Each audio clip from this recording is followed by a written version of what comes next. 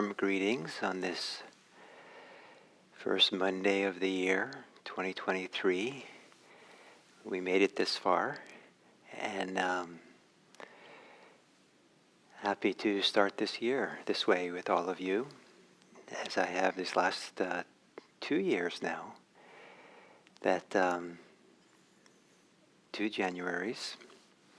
It's remarkable that we've had this time together and had a chance to do this kind of teaching and practice. So thank you for this chance, opportunity for me. So one of the things that I want to emphasize today is relatedness. That certainly I just evoked our relatedness through this 7 a.m. sitting this early morning, and there's a relationship that is here. Even if you're for the first time here, welcome. You're somewhat in relationship now to what's happening here, to my teaching to me, and me to you. Without that relationship, what's happening here today would not happen. And one of the key elements of Dharma practice is, in fact, to focus on relatedness, not in some large abstract way, but in an immediate way, here and now. So we don't often focus on the relationship that exists. We often focus on the things of the world, objects, people.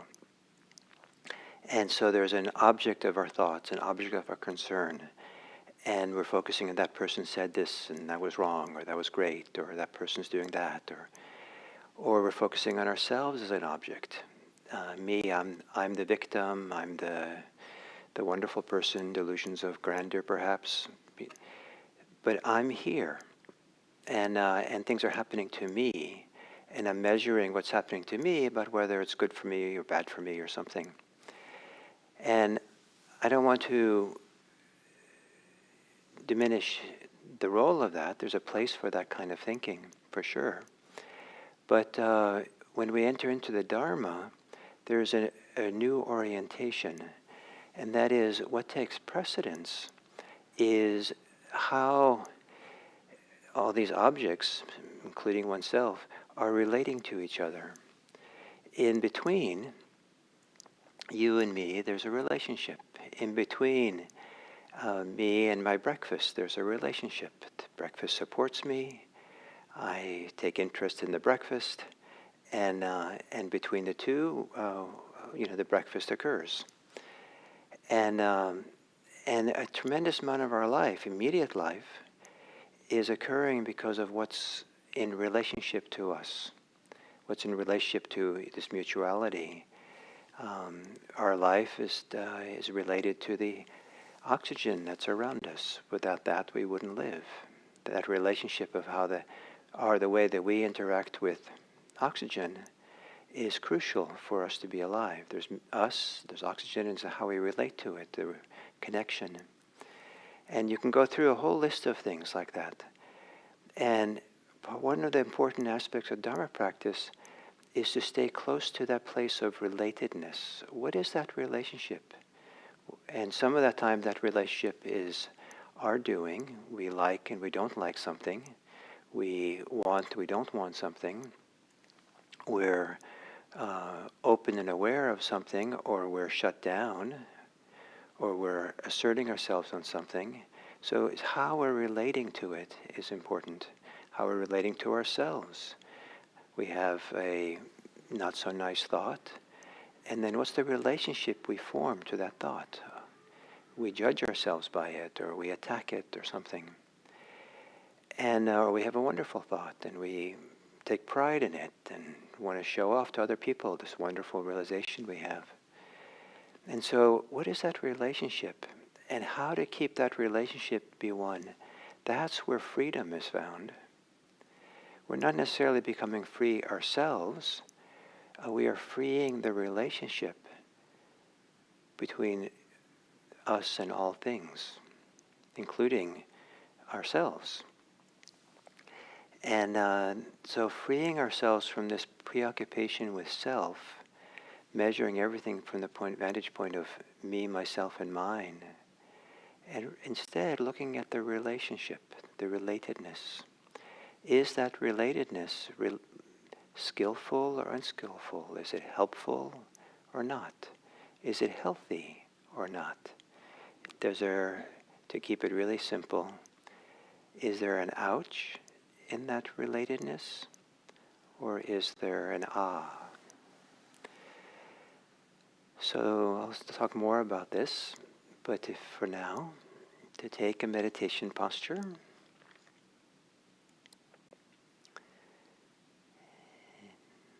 and gently close the eyes.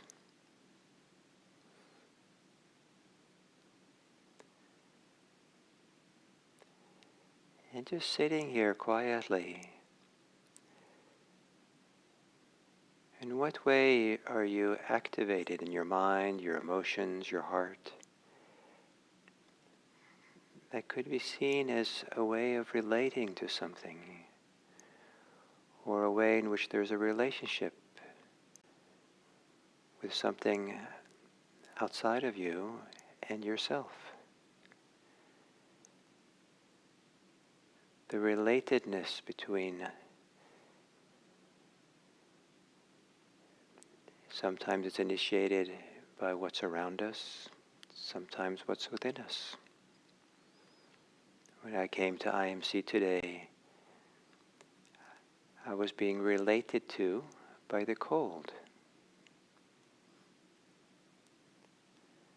And I had a relationship to that cold.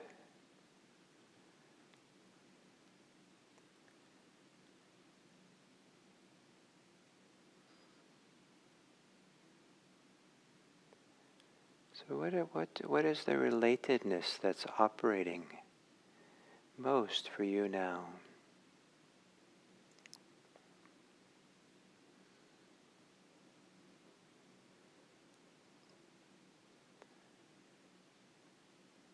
Relatedness is not necessarily what you do in relating. Something might be relating to you, impacting you, having an effect on you. The cold, the warmth,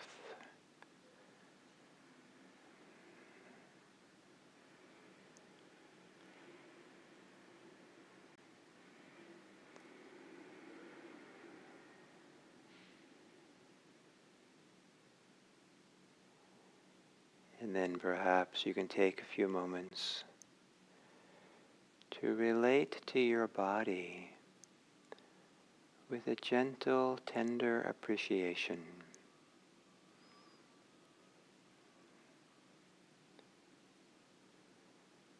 Probably your body is doing the best it can with how it is.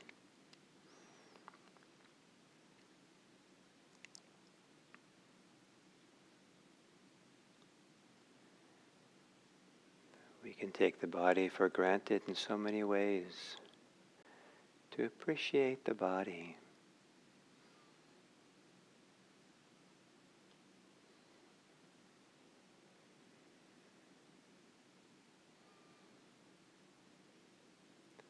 And the appreciation is a relatedness. Maybe it's more important, that appreciation, than it is you doing the appreciating. Just let there be appreciation.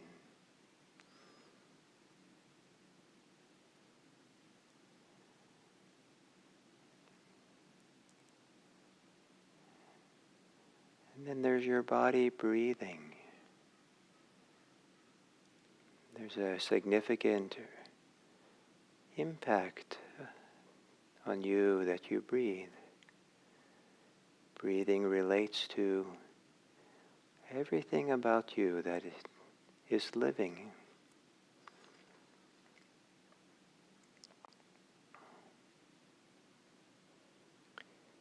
Everything you can experience as an experience with your body depends on breathing to keep the whole show going.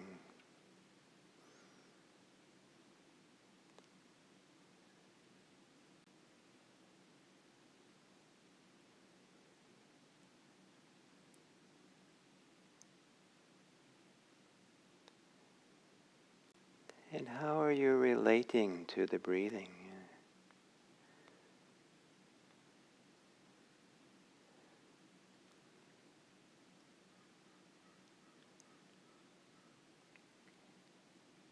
Can you adjust that relatingness to something that's allowing and easeful, appreciative?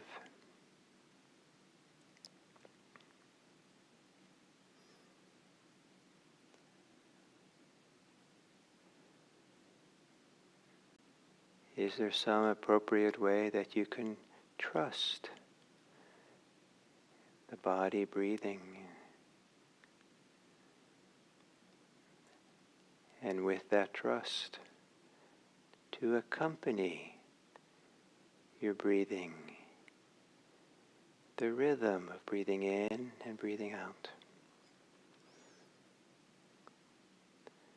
And if anything takes you away from your breathing, chances are it's because of the nature of some relationship to something. Not the something, but the relationship you have, or it has with you.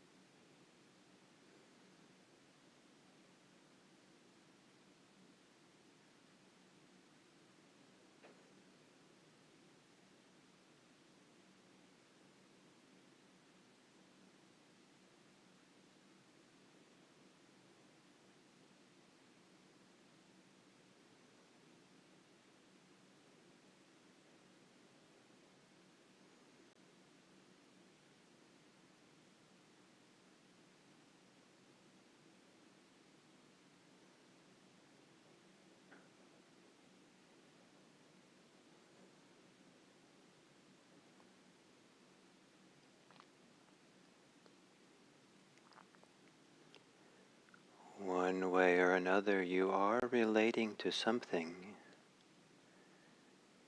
Is that relating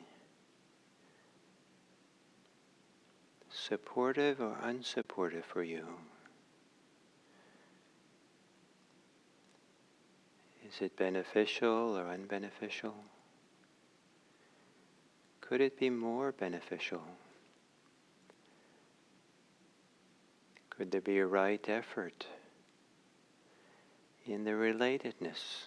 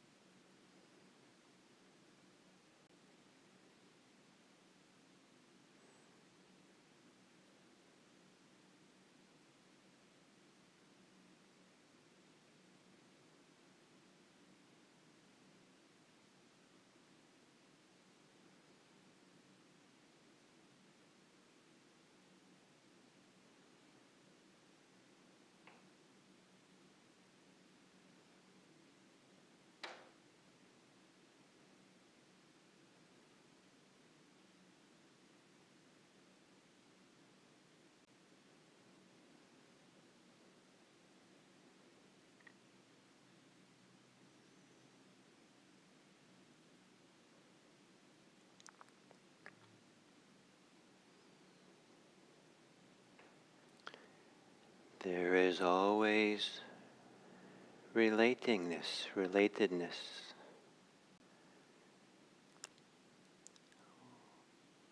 How are you relating? Or how are you receiving what is relating to you?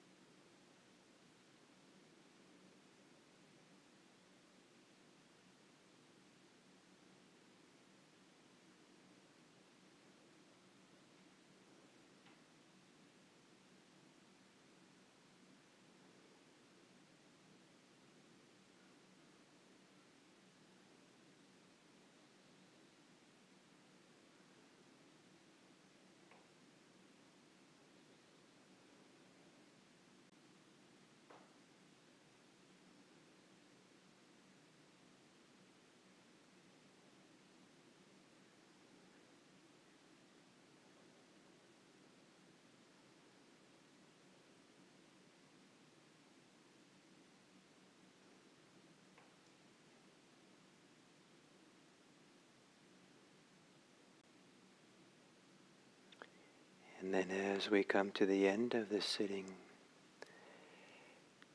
imagine that the way that you are relating to any other person at any given time or group of people, that the way that you relate is not invisible. Like a musician has the instrument, musical instrument, and as they're playing the instrument, and in relationship to those two things, there comes music. So for you, if there's the person you're with, the way there's you, and if the way that you related came out like music that people could hear, or came out as colors that people could see, or smells that they could smell,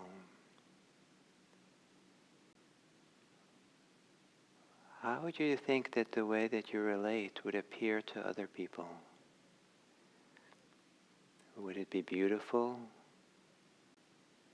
Would it be not so beautiful? Would there be a sense of harmony, balance, or would it be discordant?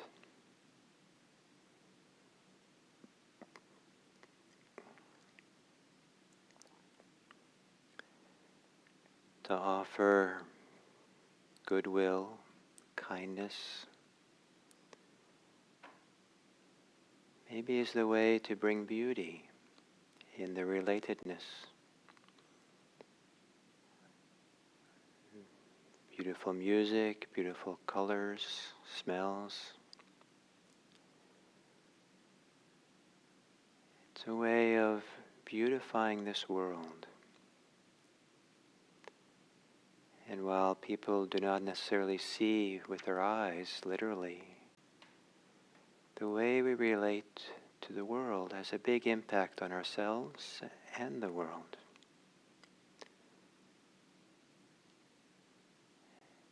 And at the end of the meditation, is a valuable time, because maybe, just maybe, you have more of opportunity to have a healthy and a sincere well-wishing for others. And so to spend the next minute with that well-wishing for individuals, for groups of people, for everyone. May all people be happy. May all people be safe. May all people be peaceful.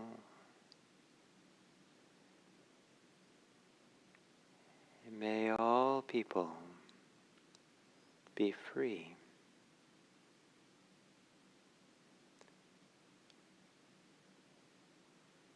And may all of us meditating together go out into the world to make a collective beauty, collective music, through simple acts of kindness.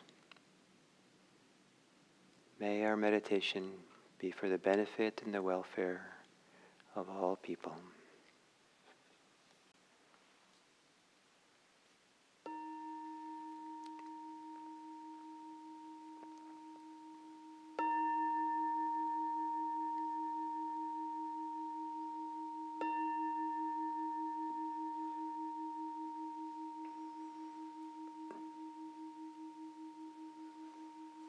Thank you.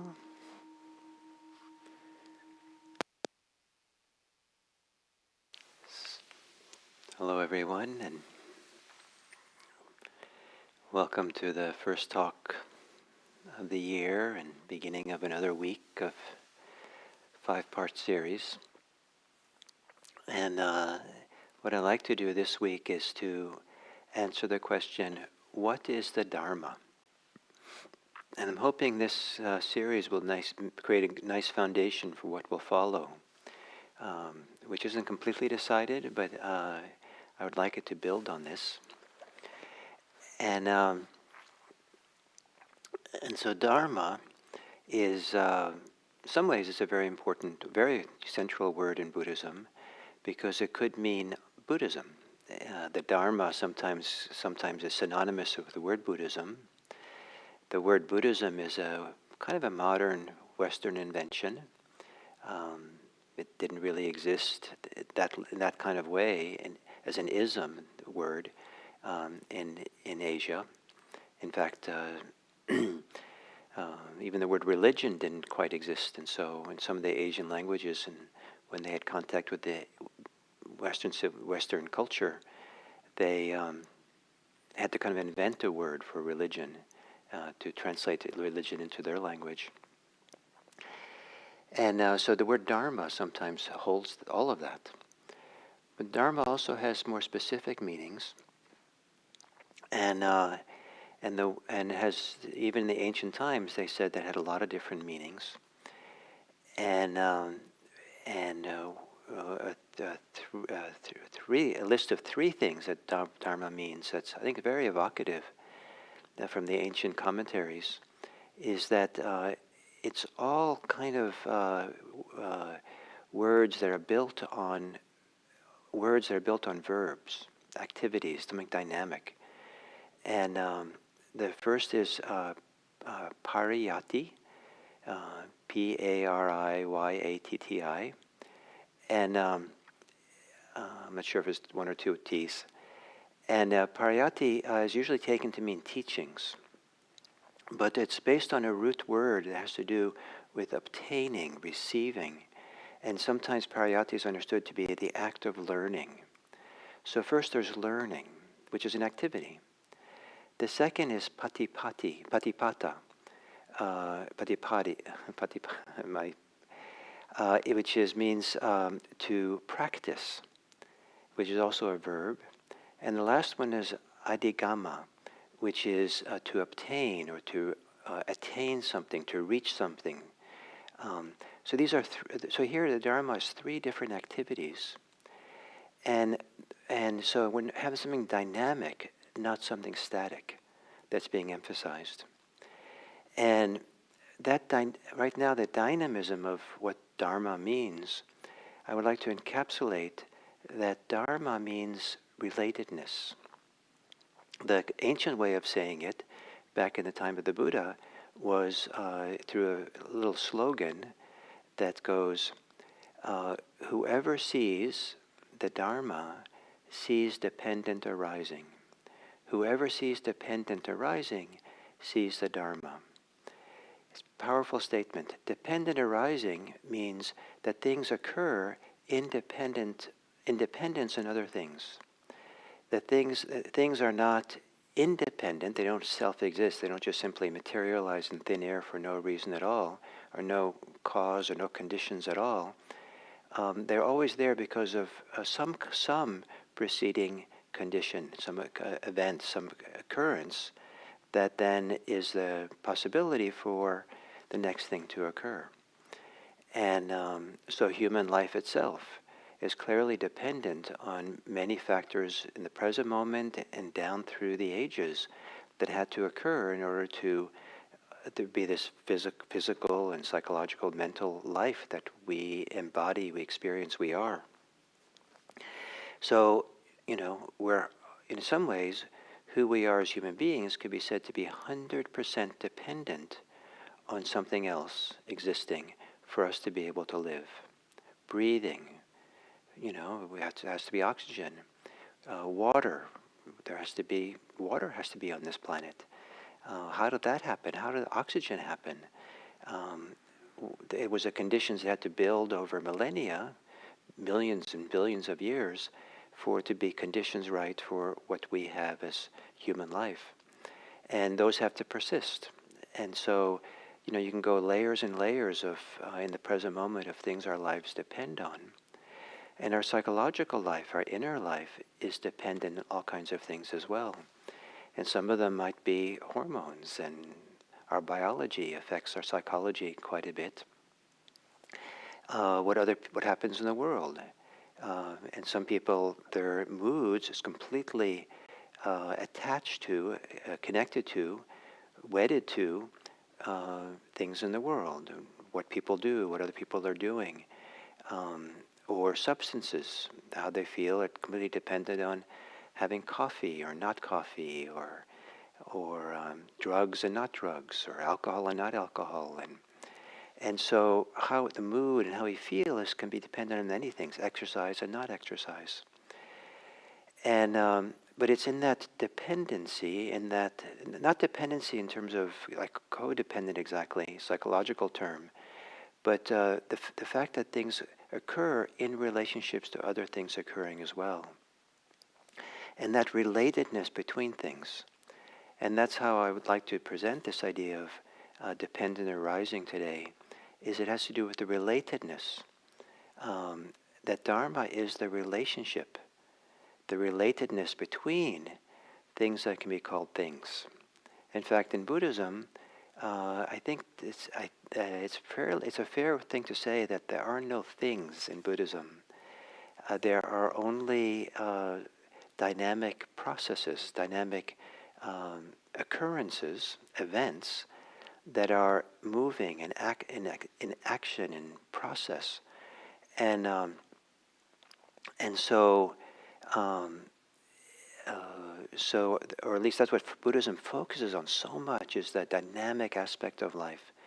And in terms of our psychological, spiritual, mental, physical life, it's very much caught up in, involved in this whole dynamic world of relatedness and relationships that everything occurs through. Partly because everything that happens, even if happens through the dynamic process, the dynamic activity of perception. So a mountain might not seem so dynamic. It might seem like a real thing that's there. It is changing slowly over time. but not much in my lifetime maybe. But the perception of the mountain is a dynamic activity. And everything that we experience in the world goes through our perception. Deeper than our perception, it goes through our liking and not liking it, our sense of this is pleasant or unpleasant, partly because our evaluation of things. Everything that goes to happen to us then goes through the way that we know it. Do we know it with contraction and tightness and assertiveness and greed or generosity, or without it? And so there's this whole dynamic world of things that happen in relationship to other things being there. And that's the Dharma. Dharma is found there, and then caring for it, because that is also where bondage occurs, where attachment and tightness, where suffering occurs. There's no inherent suffering that just kind of pops up in the universe like out of the blue. Suffering occurs in relationship to something else. It's a way of relating. It's a relatedness. And freedom is a shift in that relationship. So this idea that the Dharma is relatedness is a paradigm change from, I believe, how many people live their lives, where they live their lives as if focused more on me, myself, and mine, what's happening to me, my ideas of self, what's happening out there, who those people are, what they're doing. But there's a paradigm shift of appreciating what's happening between the people, or between us and the world and nature and everything. That what's the relatedness? Also within ourselves. How do we relate to our inner experience? How are we relating to the outer experience? That's where the Dharma begins to be discovered. And that has all to do with things which are fluid and dynamic. And because of that, they can be changed. Maybe not easily, but that's what Dharma practice, the practice of relatedness, the practice of working with this whole notion of things arise dependent on other things, is we can shift and change the relatedness, the dependencies, the dynamic quality of it, so that what supports our hearts, our minds, our freedom is more present than what supports attachment and clinging and suffering. So it's a paradigm shift, and so you might try stretching your mind to look at kind of an invisible world, the world between another person and you. What is the relationship that's being formed? Like, especially if you meet a stranger, maybe that's easiest there. How's that relationship before you get to know them? Are you afraid of them? Are you cautious? Are you eager? Are you curious? That's a way of being in relationship. As you talk with a stranger, do you feel more like closed down and pulling back, or you feel more open and interested in? Is there kindness? Is there friendship going back and forth, or the opposite? What is happening in that invisible world, kind of, that maybe each one of you don't necessarily see, but maybe you can feel, maybe you can sense? If that relatedness between you was music, would it be beautiful music or not so beautiful? If it was color, would it be beautiful array of colors or this unharmonious display of colors? How is that in the relatedness? So I would encourage you for today to look at this world that's has to do with how you are in relationship to all things, including yourself. What's the nature of that relationship? And that is dynamic. That is shifting and changing throughout the day. And what kind of relatedness, what kind of meeting does things outside of you have towards you? How are things relating to you? The air that you breathe, how is it relating? Is it, you could say it's not relating at all, but it does have a relationship to you. What is that relationship? What is the relationship to the food that you eat? How does it impact you? And maybe there's a way to do this paradigm shift here, that you really kind of are stretching yourself to be in the world from a very radically different perspective than how you usually go through the days. The perspective of what is the relatedness that's going on right here? And how do you want to relate? What is the beautiful way of relating? So the Dharma is what arises in relationship. And if you can see how things arise in a related way, then you're seeing the Dharma. You see the Dharma if you see how things arise in a related way. So thank you, and we'll continue this topic of what is the Dharma tomorrow.